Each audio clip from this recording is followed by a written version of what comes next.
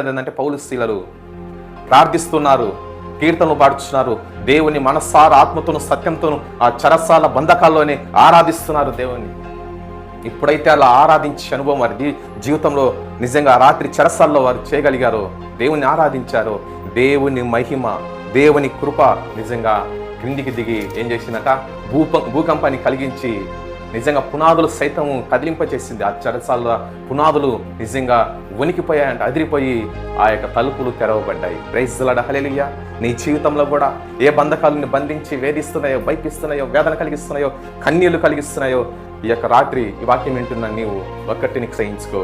నా చెరసాల లాంటి బంధించబడిన ప్రతి పరిస్థితులన్నిట్లోంచి నా దేవుణ్ణి నేను మనసారా ఆరాధిస్తానని.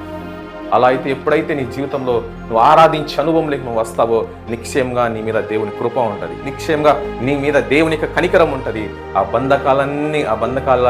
బంధకాలన్నీ ఆ చెరసాల తలుపులు ఏమైపోయినాయంట, తెరవబడ్డాయి.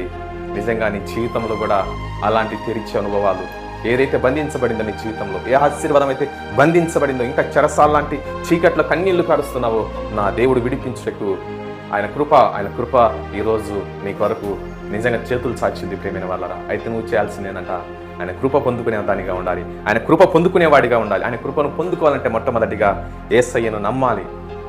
యేసయ్య నీ పరిస్థితులు తలకు మించినవి కావచ్చు, ఒకవేళ నీకు సాధ్యం కాకపోవచ్చేమో, నమ్ముట నీ వలనైతే అది నీకు సాధ్యమే, అందుకే నువ్వు నమ్మాలి. రెండోదిగా ఆయన ఆరాధించాలి. ప్రతికూల పరిస్థితులు